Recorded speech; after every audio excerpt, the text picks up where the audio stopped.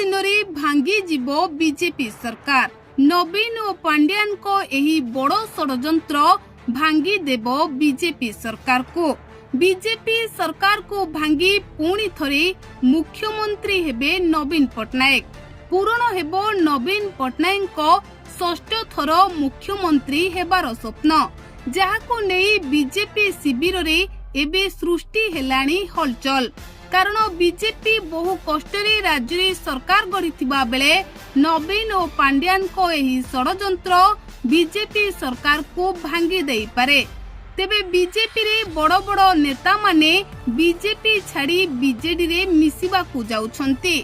नवीन और पांड्यान एमिति एक जाल बिछाइछंती जेउ जाल रे बीजेपी रो बड़ बड़ नेता फसिबा को जाउछंती।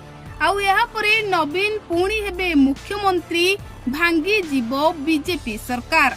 दिनकैटा पूर्व हेवीवेट नेता अपराजिता षडंगी बीजेपी छाड़ी बीजेडी रे मिसिबे बोली चर्चा हेउथिला। अपराजिता षडंगी बीजेडी जोगाजोग रे थिबा मध्य कुहागला। तेबे जेतेबेले मोदी ओडिशा आसीथिले सेतेबेले अपराजितांको बुझाई दल न छाड़िबाकू अनुरोध करिथिले बोली लोके कहिथिले। तेबे अपराजितांको मानभंजन सिना केंद्रीय नेता करिदेले, हेले एबे बड़ बड़ नेता मानंकू बीजेपी अणदेखा करिबा परे सेमाने एबे बीजेडी जोगाजोग रे थिबा चर्चा हेलानी। आउ सेमाने बीजेडी रे मिसिबाकू उच्छन भी हेलेनी बोली लोके कहउछंती। तेबे बीजेपी रो एही बड़ बड़ नेतांकू नवीन पांड्यान प्लान करी बीजेडी रे मिसाइबा परे बीजेपी सरकार भांगी देबे खूब अल्प मासरे।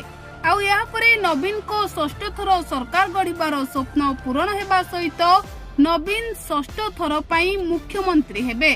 कारण बीजेपी रो जेउ बड़ बड़ नेतांकू मंत्री पद मिलिनी सेमाने एबे बीजेपी उपरे खपा अछंती, जार फायदा बीजेडी नेबाकू जाउछि बोली चर्चा हेउछि।